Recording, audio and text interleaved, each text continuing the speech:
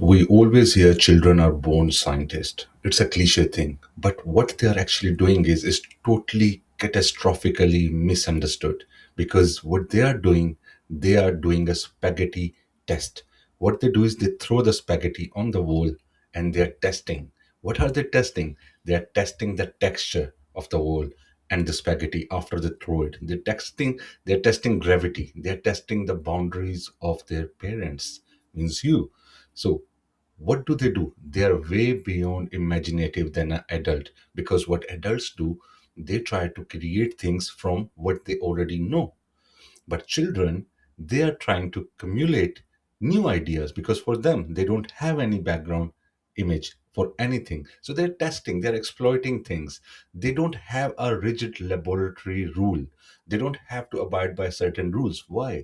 Because they don't have to publish a paper just like you and me. They don't have to understand things under certain formulas. They create things, they create chaos. There is a rule in computer science as well of exploitation as well. So, what they do is they are gathering data by exploiting things. This is their superpower. What adults are doing is what they do, they gather information from their childhood, from their books, and then based on that data, they confine themselves. Children are way beyond that boundary.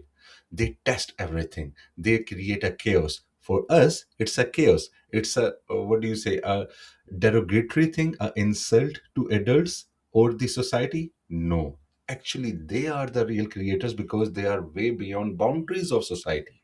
When they're beyond the boundaries, they can test anything that you and me are not able to comprehend because our brain has been downwashed, non brainwashed, downwashed to stay under a box of certain rules. The dark side of children as a scientist is very crucial to understand. It's cruel.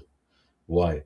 When you see a child, they will pluck a wing from a fly or any insect.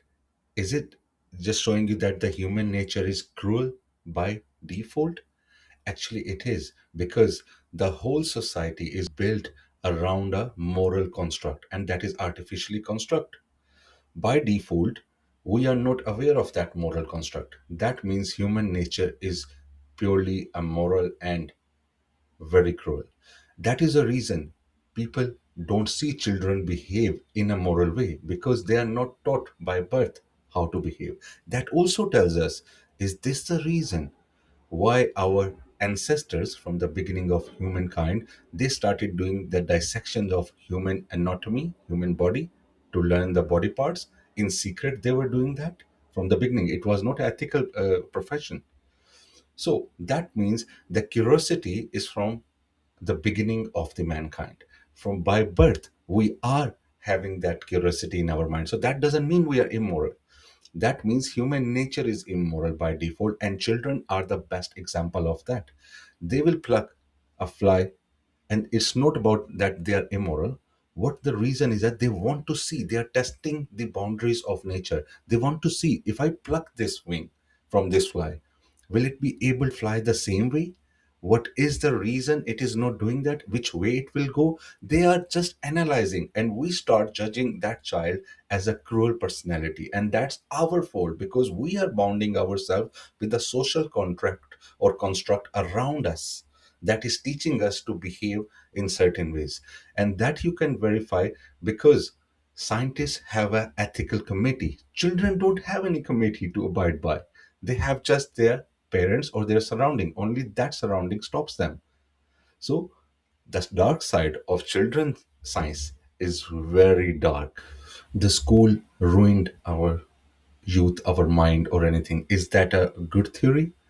There is a theory that, okay, as the school teaches us certain facts, so they close our open-minded scientist children. They stop us thinking out of the box. And is that a good fact? Because school is teaching us to focus on facts, learn facts, and then we only think about those things. And around that knowledge we try to search everything else, and that's why our intellectual level is in a boundary. That is a very good question to think, but that is a very limited boundary question. It looks very beautiful to criticize school system, but this is not the reality. This is one side of the reality. The other side is, as we grow up, we have to do certain things to survive in the society. When we are going towards the adulthood, we have to pay bills, we have to do certain acts in the society, and we cannot do those things in the society. We cannot do work while we are thinking, okay, sky is blue or river is just going through that pathway. What is the reason? And that road is frictional. What is the reason? Because of kinetic energy, or the wheels are running around. We can't do that while thinking these things. So school helps us. It help us. Schools, they help us understand these facts, so our mind does not deviate from small things. Whatever is known to humankind, it should be given to children so they can focus on the next part. So the open-mindedness of a child as a scientist is very different than the work of an executive in the office that he's performing to survive in the society. Children are very biased. They are egocentric. They think that the whole world revolves around them, around their bedside. But that's the positivity they have. Adults are worse than them. Children can change their belief system, and that based on that they keep evolving. But adults are worst in that they are so biased, they cannot understand the difference of reality facts, because they are so rooted to their non-belief system in religion, politics, and everyday life. If you tell a child, okay, there is a Santa coming from a chimney, okay, they will believe that. But if you tell the adult the same thing, they won't. But it is exactly the same belief system, literally the same belief system the child is believing and you are believing. Because if you tell a child, okay, elf or a Santa will be coming down the chimney for you, they are believing it. You won't believe it until you see a internet 5G coming from your space, coming to your mobile. It's the same thing. Why should a child believe you for the internet when you are not believing their belief system of Santa or elf? So you are under the same baseline. It's just that data processing baseline for a child is different, for us is different. Adults are full of scars, ideologies, and life hardships. Based on that, they start believing things. They don't believe things rationally or irrationally. There is no baseline for that. Adults start believing based on our ideologies. Children can adjust their ideology like a click. If you are showing a child a certain fact, they will adjust their reality. But if I show you some reality, it will take you ages to understand and absorb that reality and adjust your belief system according to that. Does it not feel very good to hear that children cannot make a particle accelerator? They never invented penicillin or any other medicine or any other invention. They cannot create that. It feels so good as an adult that, okay, yeah, we are above children. But in reality, if we see that children have no psychological constraint in thinking, in optimizing their thinking and visualization. They don't have any barrier.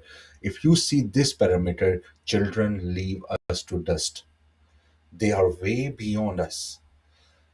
In a real world, what happens? Scientists are scared. Every scientist is afraid to test anything new because they are afraid of being wrong. They are constrained by the laws around them. They are constrained by the books they have read, the knowledge they have read. So anything new they are doing, they think they are doing new.